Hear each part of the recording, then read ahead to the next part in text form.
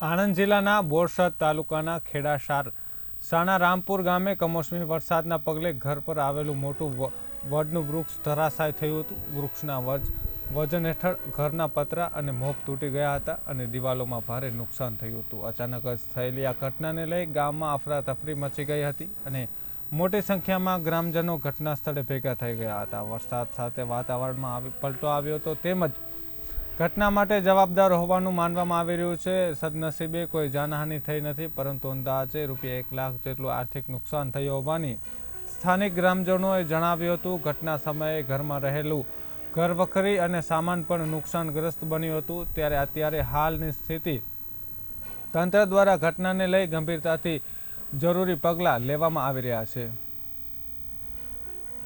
અચાનક વડ ઉપર પડ્યો। શું નુકસાની શું થઈ છે? પતરો ભાગી ગયો છે, મોબ તૂટી ગયા છે, ઘરની દિવાલો તૂટી ગઈ છે અને ઘર બકરી। તો એમાં તમારા કોઈને અંદર બેઠા હતા, કોઈને જાનહાનિ થઈ એવું કંઈ? અંદર હતા પણ એકદમ બહાર નીકળી ગયા અમે।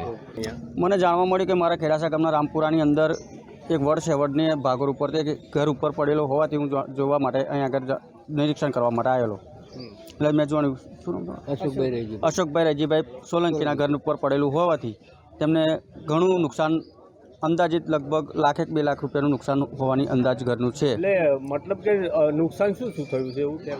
ઘરના પતરા ભાગી ગયા છે, ઘરની દિવાલો પણ તૂટી ગઈ છે અને કંઈક અંદર ઘર વકરી પણ કંઈક નુકસાન થયું હશે, ભાગી ગયું છે બધું। એટલે અચાનક વડ પડતા કોઈ નુકસાન, કોઈને જાનહાનિ થઈ એવું કંઈ બને? ઘરની જાનહાનિ થઈ છે, કોઈ મનુષ્યને તો કોઈ પહેલે થયું નથી, પણ ઘરને નુકસાની થયેલી છે।